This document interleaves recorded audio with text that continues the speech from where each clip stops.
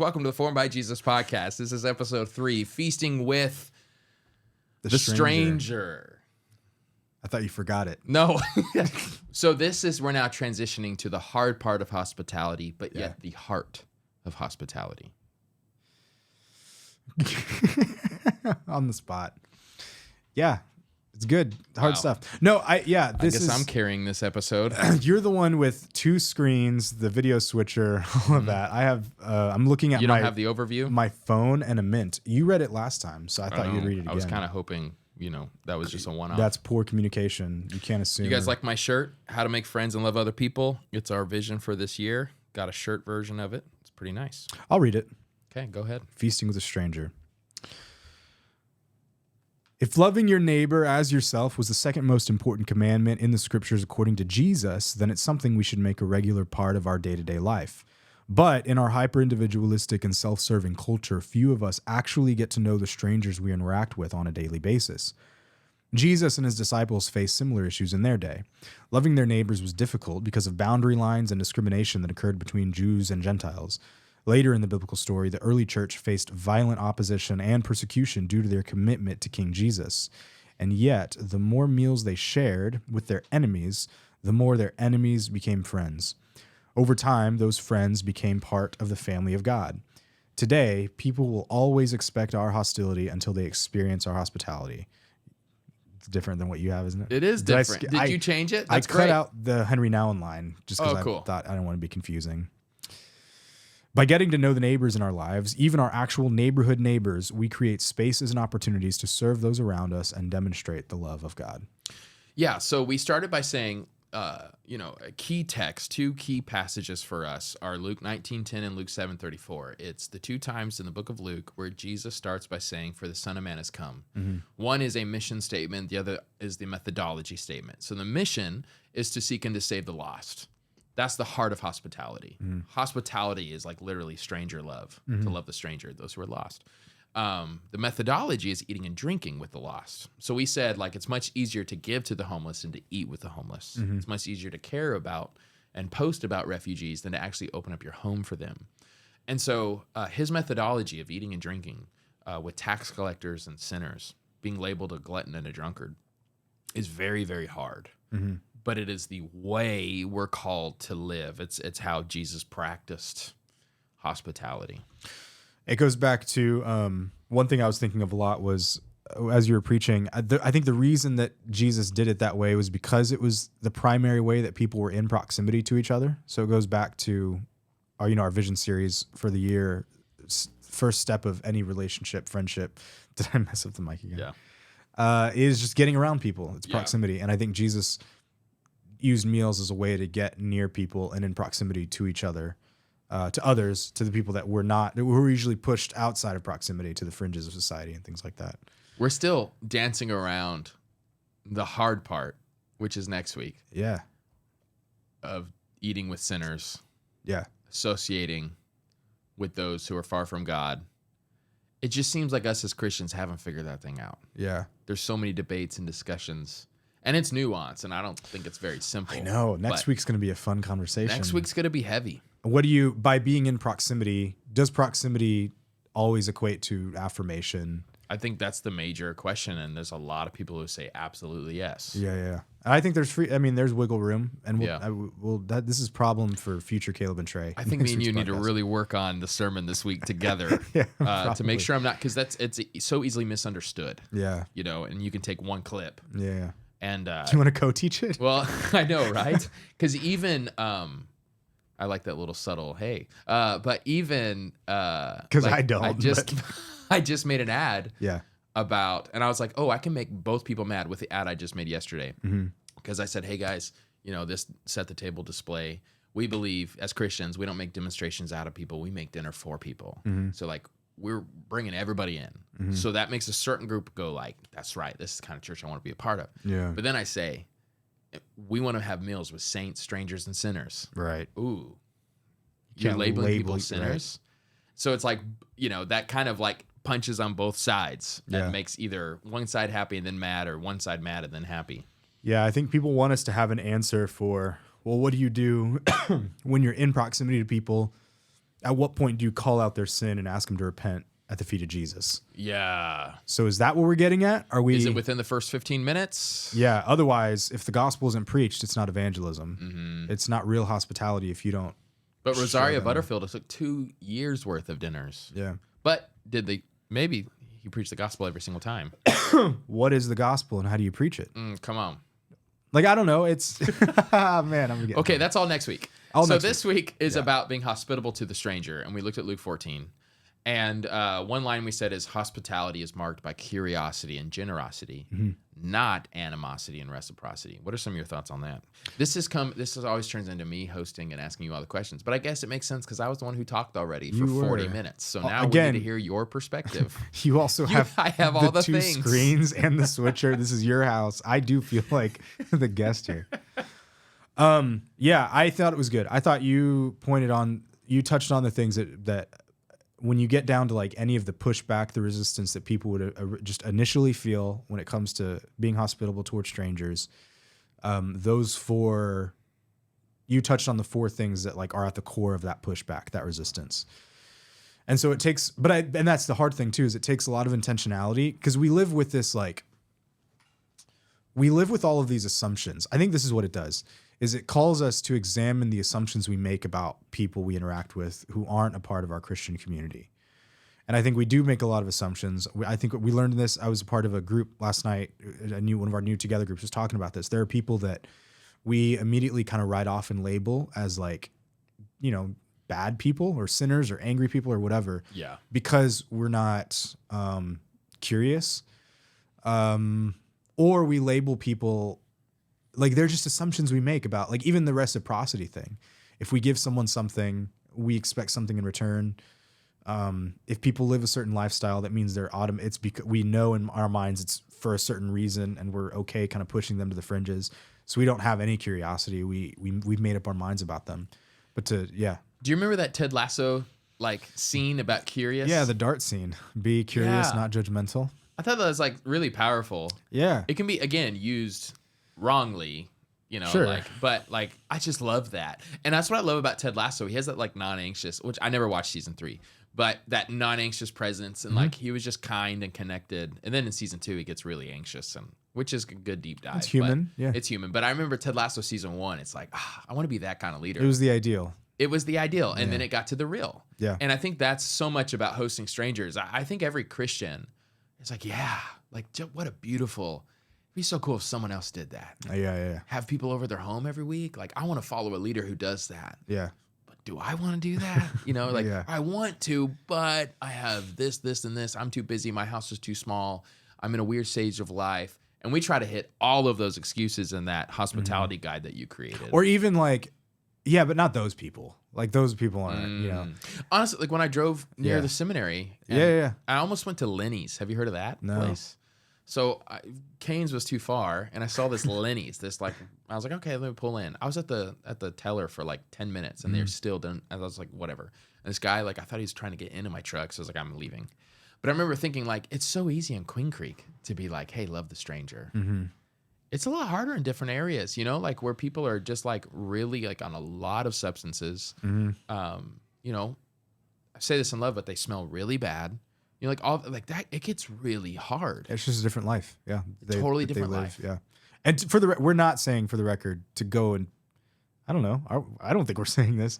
Go and pick up a random homeless person and invite them into your home, are we? I mean, if the Lord leads you. I mean, like we're saying, we're not be saying wise that. As serpents, innocent as doves. Don't put you and your family in danger. Sure. Things like that. But even Rosaria Butterfield talked about like, hey, don't be too worried that your kids are going to see these bad people. Sure. Like we protect ourselves too much. Mm-hmm.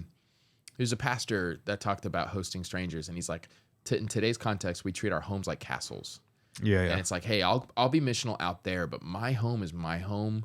And I get that. Like as an introvert, like this is my little refuge. But look at the way of Jesus. This is also supposed to be like, this is like ground zero for living on mission. I guess we're saying all this to say it is complex, it's difficult, it's hard.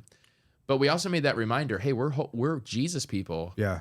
If it feels hard, great. That's because we're leaning on the Holy Spirit. We're not operating in the flesh. And we're putting our assumptions at the Out forefront, out there, examining them and thinking like, yeah, I think that pastor also said, he says, reimagine your house less as a castle and more as an outpost for the kingdom. Yes. So it's, imagining your house, rethinking the way that you view your life. What is the purpose of your life? Is it to, like, if it's self-serving, then this is going to be the most impossible task for you. And we've packaged church as a self-serving experiment. Right. Like, hey, like, and I love the Luke 14, 15, and 24, the illustration about this banquet, and he's inviting people in, and everybody has a different agenda. And so they're not going to go to the banquet because they have this agenda. And we, like the agenda of I have oxen, or I have this, I have that. And it's like, as long as everything works out, then I'll go to your feast. But they had all these excuses. Not everything's working out. There's other things I love more. And I don't want to be that guy, but we have packaged the gospel for so long in America. Hey, all your agendas fit. Yeah. Come to Christ, and all those agendas are actually found in Christ. And there's some truth in like those desires you have. The deeper desire is, being a child of God. But we've tried to, that consumeristic kind of thing makes it difficult to where now if you hear, hey, to come to this church, you need to open up your home. It's like, whoa, you're asking a lot. Yeah. Yeah. And I think there's, there are people who don't have those excuses that I think are looking for hope. And they are looking for something, like they're waiting for an invite, but their experience with, I think, Christianity expressed in the West has made them believe that hope doesn't exist there.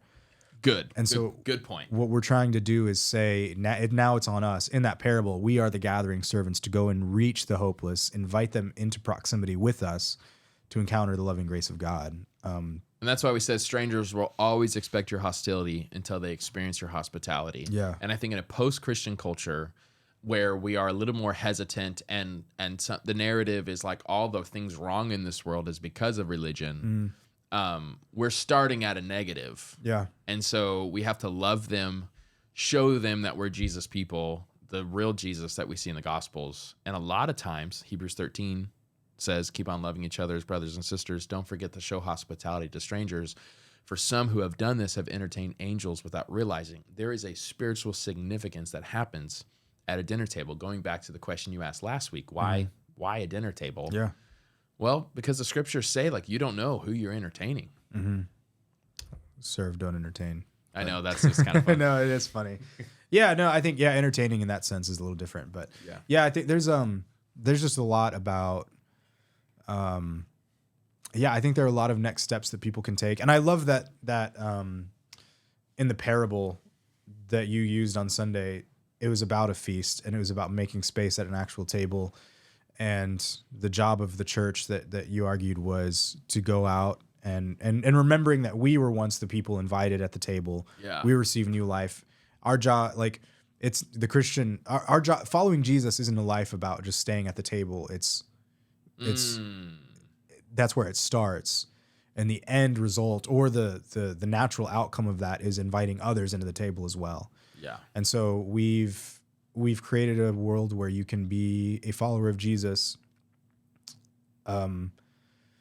without actually gathering others and inviting hang people. out at the feast and hope that we have an ad to let people know what else is happening at this feast, but that's about it. It's Jesus' job to draw people in, not us, kind of a thing. I also really love, though, it just kind of blew up, and like, so he's inviting the poor, the blind, the maimed, and lame. Yeah. Because all these other people had these excuses. And it's amazing because it's like the poor don't have the excuse of buying oxen. Mm-hmm.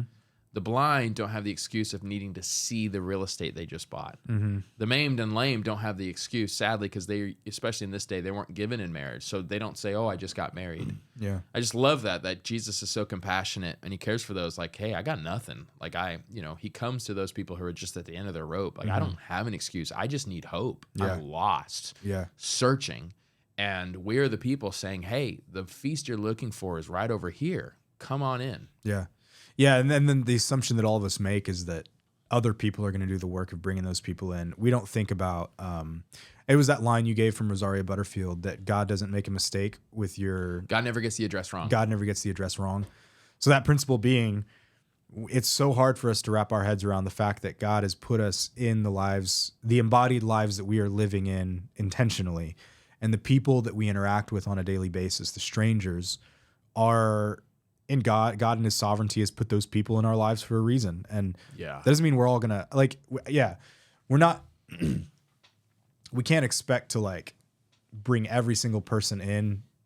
But I think that there is a mind, like a shift in our perspective and our thinking that has to happen to be able to see that it is our job. We're the ones that are gathering. It's not the person throwing the banquet. It's our job to find those people. And I think the amount of hopelessness that we encounter unknowingly from people every single day with just the way that we live our lives, there's a lot out there. And it takes us intentionally like breaking through the awkward barriers, being in proximity to people to reach the hopelessness, interact with people, have conversations with people we normally wouldn't, know the names and needs of our neighbors, like take that next step to then serve them and invite them into the banquet. And I think we saw this with our Sabbath practice. So much of this is just scheduling. Yeah. So it's like, hey, I actually think, you have the right heart. You want to know strangers and you want them to experience the grace of Jesus, but you've so stacked your schedule where it's impossible. And so we have to do the hard pastoring job, and just us as disciples need to reflect and go, have I overdone my schedule? I love how John Mark Comer talks about like actually following Jesus typically means you're doing less, not more. Yeah. Which I think is still hard because sometimes I don't know how truthful that is, but I think it begins by doing less. Yeah, like let's take some things away, but it's also, now begin the Sabbath. So that is like a more, but I get his sentiment. Yeah. It's restructuring your life around Reorienting. Look right behind you. It's actually kind of blurred, but make disciples who reorient their lives to be formed by Jesus together for others. Yeah. Look at us. Reorienting right on brand. Is like that takes effort. That's why we've changed that. Reorient their lives, their schedules, their time, their families, all of those things. Yes. It takes effort. Yeah. But grace is not opposed to effort. It's opposed to earning. Dallas Willard. Another angle, Danny Torres is saying, to look at hospitality and friending or engaging strangers. Jesus was often invited to eat at the table of sinners. For example, Zacchaeus or Matthew's with his tax collecting friends. Absolutely. And I love one of the books I read in preparation for this. I think it was David Benner, not the rapper. That's Banner, right? Yeah, David Banner. David G. Benner. He has a book on spiritual companionship or something. It's about the heart of hospitality. And he says every time you host, you should also be a guest. Yeah. And every time you're a guest, you should also be a host, which has a lot to do with listening and engaging. But we do kind of put off this aura too. We need to be careful. Like, I was talking about my neighborhood and how like we are saying yes to every invite they give us. Mm-hmm. And is it the most comfortable thing? No, but I think it's often a way for them to come to my house. I got to go to theirs first. Or their party or their whatever. And I feel convicted by that as a pastor because I put on so many events, we. So like Jordan's family, they do all sorts of parties like on Saturday night, like just family get-togethers. And I'm typically like, it's Saturday. I need to get like sometimes being honest, I got to work on this sermon or it was a rough week or I'm exhausted. But I thought, what am I communicating if I never go to those things? But I want them to go to my things? Yeah. That's quite hypocritical. It's I think of like you want to be the kind of person who would get invited to parties. Yeah. And it reminds me of, Tim Keller's interpretation of Jesus' teaching in Matthew 5 being the salt and light. You are the salt of the earth. Tim Keller talks about salt being a preservative. So it preserves what's good about culture, but then also it adds flavor. It brings out the best in whatever it's being added to. I think Paul says that, right? Let your speech be sprinkled with salt. Yes. Like seasoning. It should be, you should be the kind of person who's like bringing life and value to those around you, whether they're Christians or not. It doesn't mean you're the life of the party, but it does mean that like if we reimagine our lives as like our goal is to be so kind to people, to make the places that we are in better. Like our workplaces should be better because we're there. The coffee shop the barista that you get coffee from should like you. They shouldn't roll your eyes when you walk in the door. Right. The places when you go out to eat, like clean up after yourselves, like leave a good tip, like things like that. Be the kind of person who makes friends and loves other people. Who gets invited. Right. And so the 3 practices this year are looking at that of, okay, it starts with being hospitable in other people's homes and also your own. Yeah. And then it's peacemaking. How do you dude, I'm so excited and terrified for that practice. Yeah. And it's being generous. Be a generous person, right? Generous people get invites. Yeah. What is that proverb? Like generous people never run out of friends. Yeah. Yeah, there's something about giving. I mean, even the act of hospitality is giving. You're giving your time away. Yeah. You're giving your if you only have like a Saturday night open and you give up that Saturday night, that's generosity. Yeah. Yeah. Let's transition to we had 5 steps and 5 tips Yeah. for hosting strangers. So let's start with the tips. Because I think I realized the clock at this point. I was like, oh my gosh, and you wrote these out. So let's nuance this a little more. Yeah. Step 1 or tip 1, hosting is not the same as entertaining. Yeah. Yeah. What does that mean? I think a lot of us, when we think of hosting, some of the resistance that we'll feel immediately has to do with our expectation that our job is to entertain people, that when people come in, there should never be a dull moment. We have to make their time worth it. We have to bring value to their lives, all of which is true.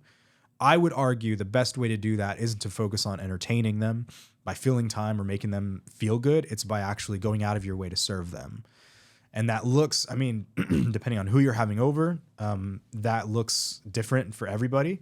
But if that's your goal, is you invite people into your home to serve them, I think that just changes the way that you fill that time, the way that you serve the food, the way that you like structure your house, the way that you like the ground rules that you lay, who you let in, like that I think that alleviates so much pressure. But then it also like gets you have to be really intentional with like, what does it mean to actually serve this person? Yeah. Yeah. I think a lot of things, but I'm assuming like it depends on personality type. You're not feeling well, are you? it's okay. I know. I'm trying to back away from the mic, but I'm talking to. Too bad I can't mute it easily. Entertaining usually means more talking, and hosting means more listening. Yeah. So I've seen that. I feel that like when I have people over, oh, what's the next thing I gotta? And you're not actually listening because you're worried. Like, how do I start this next part of the conversation? Yeah. So that's a big part of it. Also, entertaining. You care more about your home than the person. So it's like, hey, don't touch that. Like you want everything to look really good and to sound really good. So that I also have seen when couples are together and it looks like they're anxious, like they're trying to make sure it's a good night, they start to really bicker with each other. Or like, oh, yeah, like you kind of like show visible frustration. This person, I'm so sorry. She always does this. It's like, hey, let's not talk bad about our spouses in front of each. Like, this is fine. Yeah, I wrote that in the guide. It's so fascinating, our ability to pick up tension before anything tense happens. So like, if you've just had, I think we've all kind of been there. You get invited to someone's house and you can tell the husband and wife, the spouses or whatever, are cordial. They're nice to each other, but you can tell they just had a fight before this. Yeah, it's like fake. Like, yeah, oh, isn't she great? You're walking into a room that already is full of tension. So like, just be aware of things like that. I was reading, have you heard of the slant method of listening? I think so. Yeah.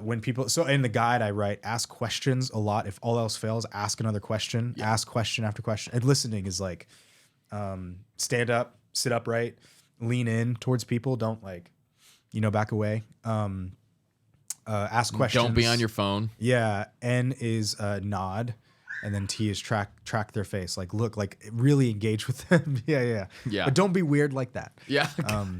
Yeah. I actually was hosted on Friday night and Jordan made a mention of that both of them were so engaged when we would answer. They were really leaning in. Yeah. Everything you just said they were doing. And it was encouraging. Take over with generous authority. I felt bad because I didn't give the credit because I forgot her name in the middle. It's Priya Parker. Priya Parker. Has a book called Why We Gather. I think it's called Why We Gather. It's a great book. She's literally I think she's just like a gathering consultant. So she goes to, White House parties, big extravagant parties, things like that. And she kind of structures people's times and helps people make the most out of like events and parties and things like that. Can you explain generous authority? Yeah, so she argues that when guests come over, they're expecting you to take charge, and so you as a host have authority.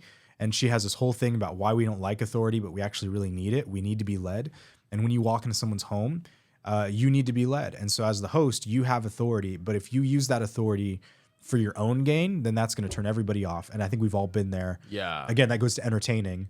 But if you use your authority to be generous and to, again, serve your guests, provide even as simple as like when they walk in, be like, hey, hey, here's where we're going to eat, but the food's not ready. It'll be ready in 10 minutes. Why don't we sit here and let's talk for a little bit? Like that feels weird. This was real. We didn't eat for 2 hours and it was noon when we got there. I thought, I don't even smell anything.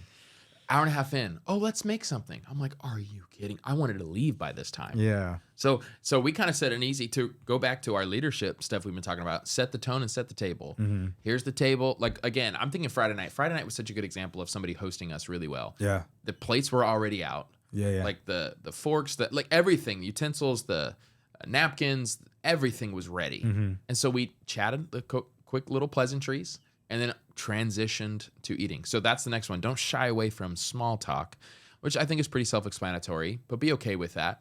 I love that our church, we have a lot of deep people. Mm-hmm. So I think there's quite a few of us that really struggle with this because it's like, this just feels fake. Mm-hmm. But we have to rewire our brains. This is a part of, when we were in the Middle East, when I was in Israel, we were at somebody's home, a pastor's home, and they told us ahead of time, listen, for the first 2 hours, we're not going to get anything done. Yeah.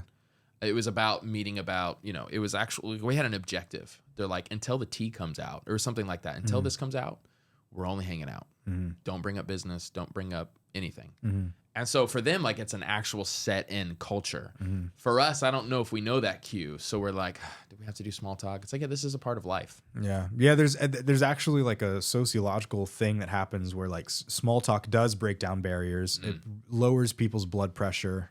It has like a real like effect on a person's relationship. You build trust subconsciously. You're not like looking to trust people, but the way that you talk about the weather or your week or whatever, we pick up on cues and things like that. So yeah, small talk is super valuable. We totally talked about the weather Friday night, and I was like, this is funny because I'm going to preach on this. Don't shy away from deep talk. Yesterday, it's amazing because a lot of these conversations, I'm the one being hosted, which is fun.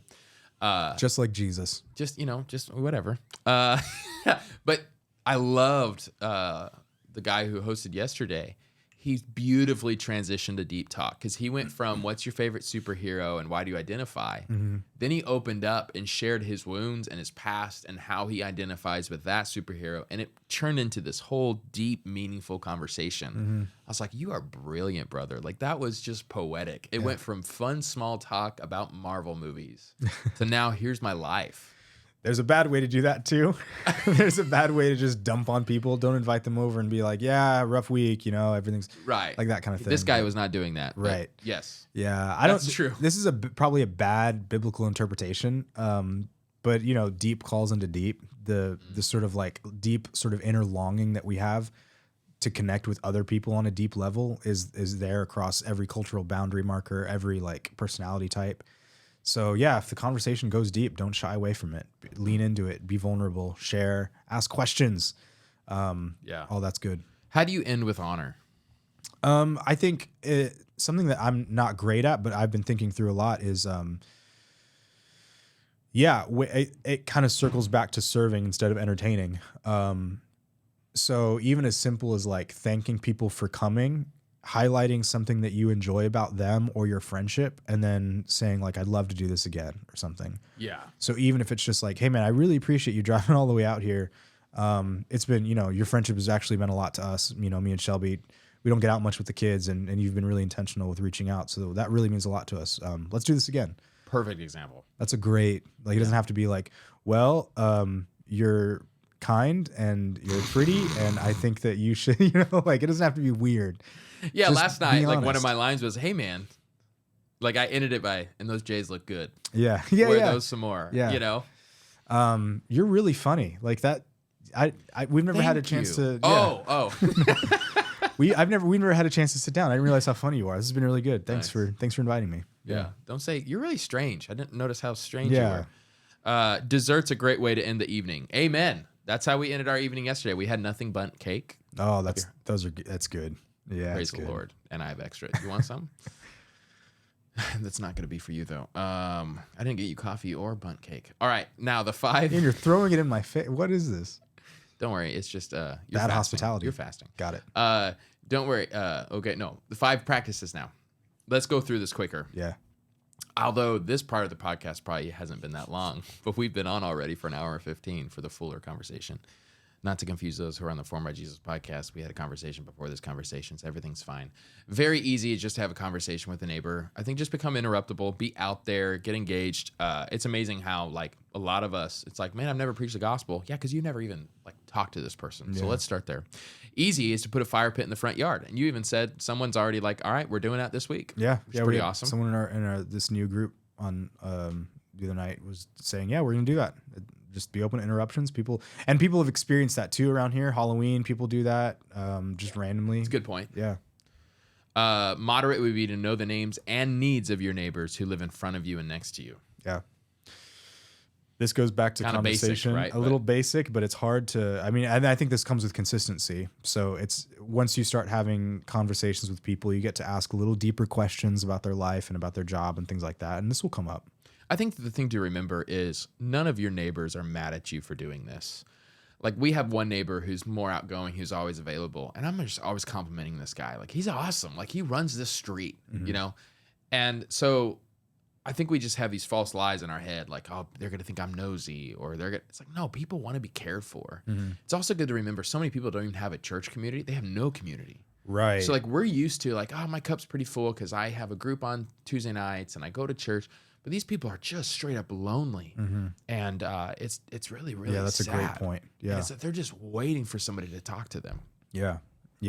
So humanizing them like Jesus, having compassion, sheep without a shepherd. Your neighborhood is filled with sheep without shepherds. Jesus' method with the woman at the well was to ask questions that he knew the answer to, but still to build trust, ask questions, small talk. Can you draw me some water? You know, that kind of thing. Yeah. The hard one is invite somebody who doesn't go to church over to your house for dinner, and then invite them to church. I thought that was a really like powerful. All right, let's try this. Yeah. The questions you gave tips on what to ask. What do you do for work? What are some things you enjoy outside of work? Like, what are some hobbies? How long have you lived in Arizona? Do you like it here? Yeah. Good, easy questions. I think all of those can segue to meaningful an invite to church. Oh, yeah. Good point. So that's kind of why I put those in there. And I didn't say that. My bad. No. I didn't see that connection. Use our invite cards, so we have that available. I love it. Jonah was like, hey, where are those cards? But we like tore everything down. I'm like, I'll get them to you next week. So we need to have a bunch of those on hand. Very hard is to throw a neighborhood block party. It's just like logistically hard. You know, it's going to cost more money. You don't know who's going to come. Are you going to run out of hot dogs? You know, at Halloween, it was super cool. I think I told you about this, but we were in a neighborhood and they were giving out free hot dogs. And what was so smart about these people is they put a poster up and they said, we've been doing this since 2008. In 2008, our pastor challenged us to make Halloween more meaningful by giving something away. So as a family, this was all like a large poster. Wow. So as a family, we do a neighborhood block party every single Halloween and give away free hot dogs. Enjoy on us. Jesus loves you. Great. It's like super cool. Yeah. I'm like, I want them to go to my church. You know, it's pretty awesome. And so like, even just being forthright and saying, hey, sometimes like, hey, our pastor challenged, like what an easy way to invite people. Hey, our pastor challenged us to do this. Enjoy. Yeah. Just opening that up. Like a poster did it for them. They didn't have to like, hey, by the way, as I'm giving you this hot dog, it was just there. I just thought it was so creative and so smart. Yeah, a few people in our group last night mentioned that they had seen this. People do this randomly. I think if you're a part of, like, I'm a part of a neighborhood Facebook group. Every now and then someone will just be like, hey, I'm going to grill this Saturday at 2. Our kids are going to be there. Come stop by. Yeah. Like that to me is the block party I had in mind. So Rosaria Butterfield mentions she does this and it's every week. So because I forget the line she says. Talk about very, very hard. Yeah. But it's something about how so many lost people, like they're suffering in abuse. Yeah. Or they're suffering in silence. And so you don't know how available, they don't know how, if they'll be available Thursday night or if they're going to be tending literally to their wounds or figuratively.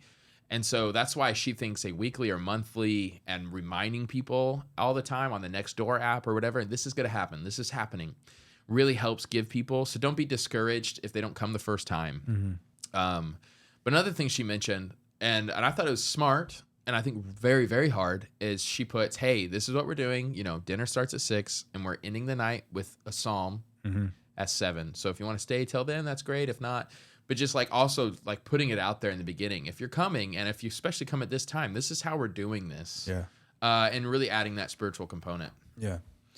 Yeah, there's a lot of intentionality here. And I think there's what we're not saying is that this gets you out of preaching and sharing the gospel. So I don't want people to listen to this and be like, oh, I just have people over and that. But what we are trying to do is break down barriers. Like you mentioned in your sermon, we're in a yellow light culture, meaning people are generally Church is weird. So what we're trying to do is open a front door to engage with people that need hope. Yeah. Awesome.